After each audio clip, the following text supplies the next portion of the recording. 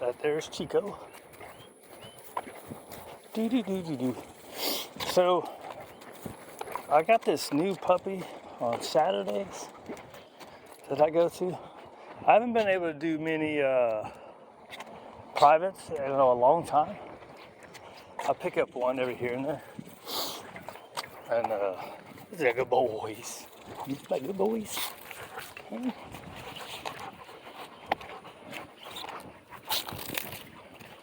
You don't get enough food stuff. I don't typically like to get food when I'm walking like this.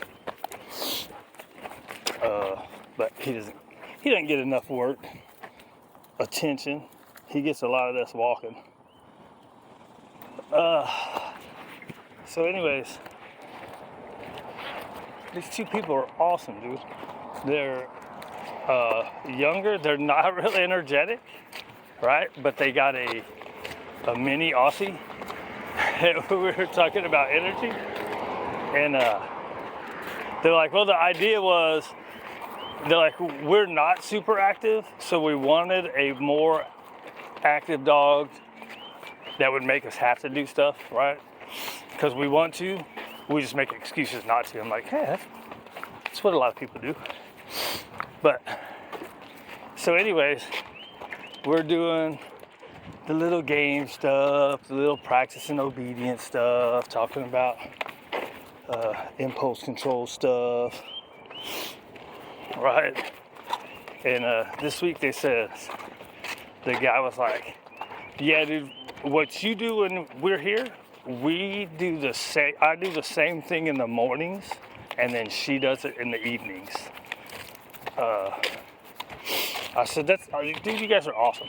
And there was already like little puppy stuff that they instinctually started just stopping, right? So a lot of people will let these dogs and their puppies kind of do whatever they want, and then it gets harder down the road. And they're like, yeah, that's why we called, because we felt like we were doing things right, but there's so much stuff on the internet. And I'm like, look, pretty generally, if you follow your instincts and you set your rules and boundaries and you're fair about it without flipping out, as long as you understand the dog's just learning your rules and boundaries, right, what it can and can't do, you're going to be fine. I said, now this dog in particular is going to be a little firecracker for a couple of years. So first couple of years, you're going to have to really work. Now she's going to stay pretty active longer than just a couple years, but the first couple years especially, you're gonna have to be on top of it, right? Whereas if you would have got a lab, or they were looking at another dog, if you would have got that dog, you can kind of let some of the stuff go a little bit, but this one you're gonna have to be on pretty much every day, right? Hi, buddy. So anyways, I was thinking about that, and then I was thinking about I had somebody that started doing the day camp. So I started offering a day camp, right,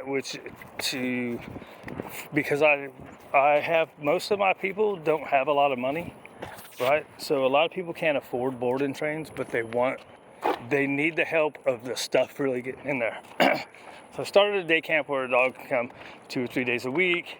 I'd work with it, and then I talk to them about what we did and show them videos, right? And then they would go home and do the work. Well, I had this one Aussie, right?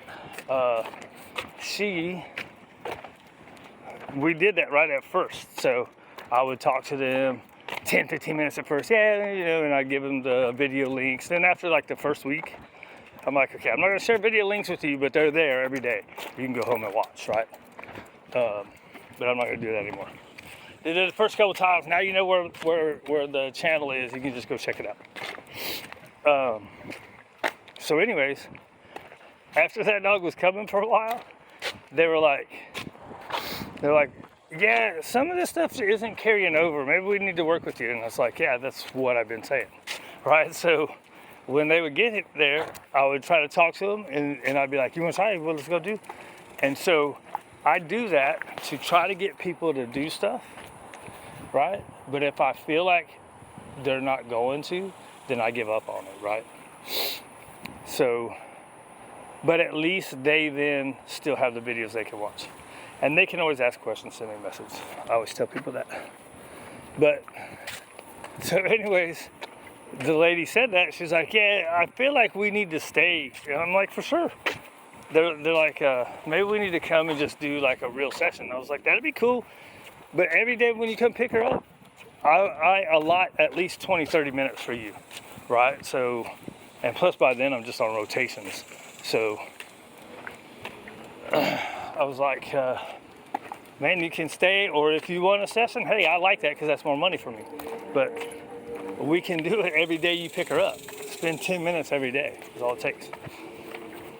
And they just never did. So even though they knew they needed to, they wouldn't do it, right?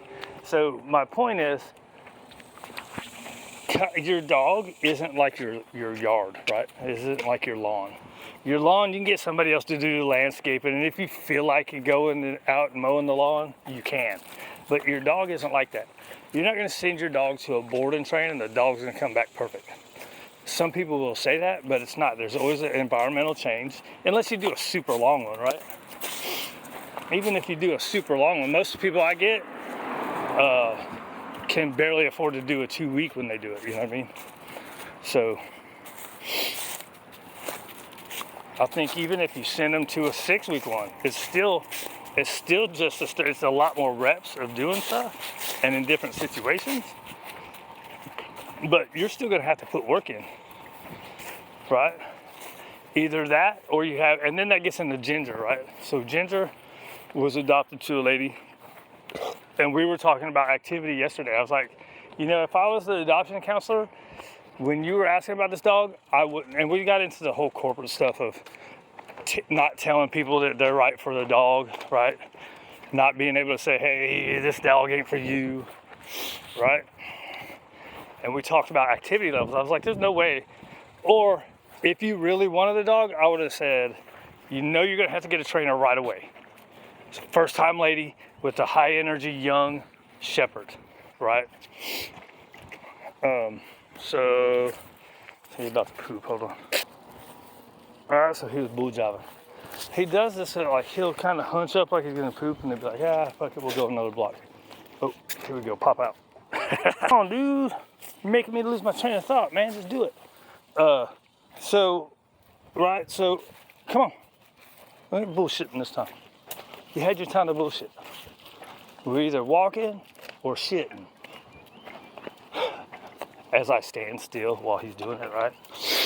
So anyways, after we talk, right? So at least if you're gonna let people do that, at least tell them, look, this dog, you're gonna need help with immediately. So what happened is the dog Ginger developed a bunch of bad behaviors that we had to work out, right? So dog developed a bunch of really bad behaviors. She was on the verge of giving up, right? So if they would have said, look, this is how the dog is, you're gonna need help right away. Don't wait, right? Because what do people do? People get a dog, a rescue dog, or a puppy, and they let it do whatever the hell it wants. Then they develop bad behaviors. Now it's harder to fix, right? So, and this is the problem with all the corporate shit, right? This is a shelter that became super, super corporate, right? It was like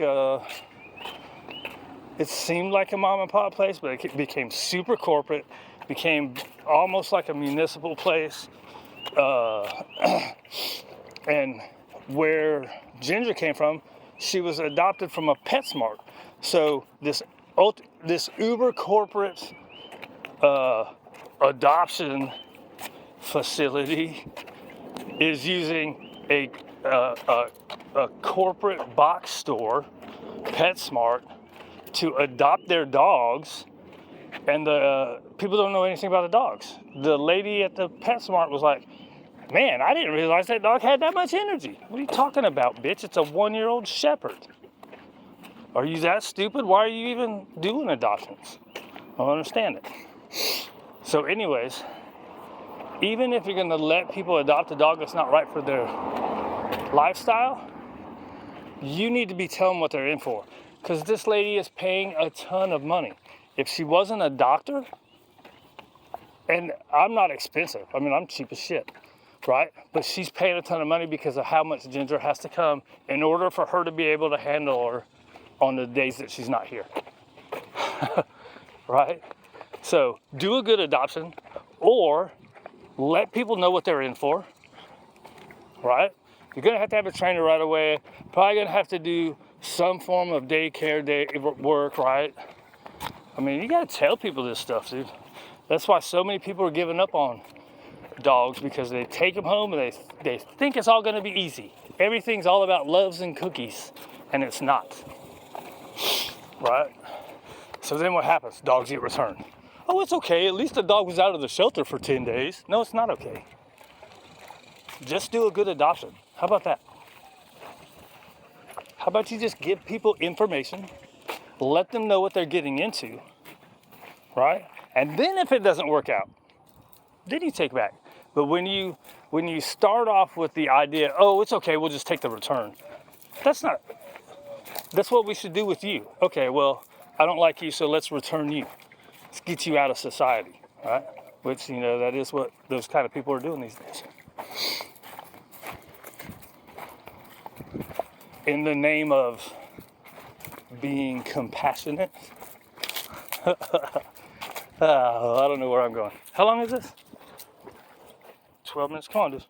You ain't gotta pee. You bullshitting now.